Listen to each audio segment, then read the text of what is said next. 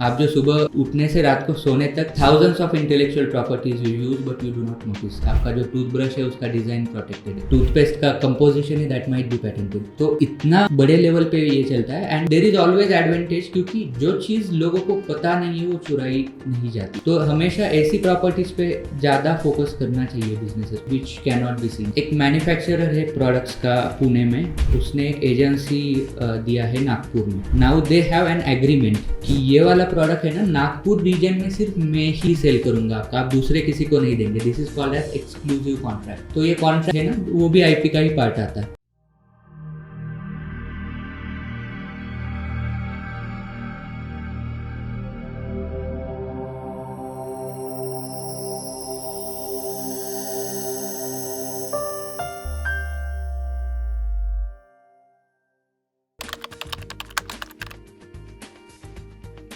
ये बहुत इंपॉर्टेंट है क्योंकि इंडिया में मैक्सिमम पेटेंट्स जो फाइल होते हैं, majority of them are just filed and granted. They never come to market as a final product. But आजकल जैसे एंटरप्रेन्योरशिप का कल्चर बढ़ रहा है तो ये सारी चीज़ें भी बढ़ रही है।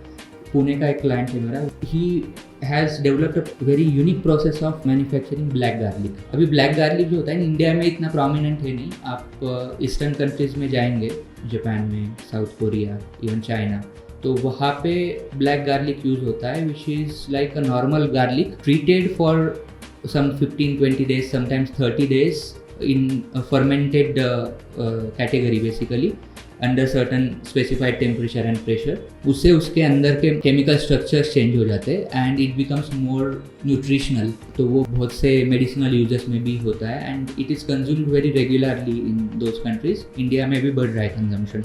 सो we came up with a process and that process is basically इस तरीके का नया प्रोसेस है कि उसको पेटेंट मिल गया है and it is being sold in market now. तो वो प्रोडक्ट बेसिकली पैकेज करके प्रॉपरली मार्केट में सेल किया जा रहा है। तो छोटा सा प्रोसेस, छोटा प्रोडक्ट है, फूड रिलेटेड है।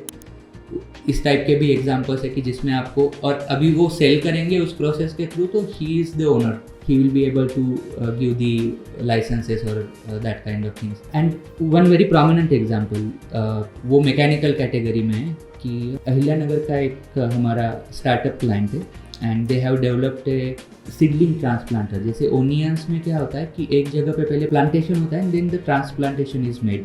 तो earlier it used to happen with the help of labours, but अभी आजकल लेबर का बहुत इशू चल रहा है। तो उन्होंने क्या किया कि एक मशीन डेवलप किया पूरा, जो कि वो जो सीडलिंग्स को ट्रांसप्लांट करता है and around 70-80% cost they have reduced. And वो अनसर्टनिटी जो था लेबर्स की वजह से वो भी कम हो गया। Now they are exporting the product to 12 countries. मतलब 3-3.5 करोड़ से ज़्यादा टर्न हो रहे, 2-3 साल पुराना कंपनी है। 40 लाख का ग्रांट मिला उनको मिनिस्ट्री ऑफ एग्रीकल्चर से, पैटेंट ग्रांटेड है and now they are the only producers and exporters of that machine in India. तो वो अभी लाइसेंसेस अगर कुछ अपॉर्चुनिटी आई तो वो भी दे सकते हैं। तो ये फ़ायदा होता है कि अगर प्रोटेक्टेड प्रोडक्ट है तो वो मोनोपोली क्रिएट किया जा सकता है, जो कि अदर केसेस में it's not possible. So invisible wealth is basically the terminology which I often use for intellectual property, because it is something which is there, which has value, but which is not seen by normal people. जैसे आपका mobile है ना, आपके mobile में कम से कम 1000 patents रहेंगे, उसमें इतने कॉपीराइटेबल फीचर्स रहेंगे और जो कॉपीराइट हो चुके हैं, जो कॉपी नहीं किए जा सकते। तो ये यूज़ कर रहे हैं हम लोग डेली। आप जो सुबह उठने से रात को सोने तक thousands of intellectual properties you use but you do not notice. आपका जो टूथब्रश है उसका डिज़ाइन प्रोटेक्टेड है, जो टूथपेस्ट का कंपोजिशन है दैट माइट बी पेटेंटेड, जो फूड आप खा रहे हैं hybrid varieties, those are protected under plant varieties. तो इतना बड़े लेवल पे ये चलता है and there is always advantage, क्योंकि जो चीज़ लोगों को पता नहीं है वो चुराई नहीं जाती नॉर्मली। आपके घर में अगर कोहिनूर है, किसी को पता नहीं है, तो how somebody can still it.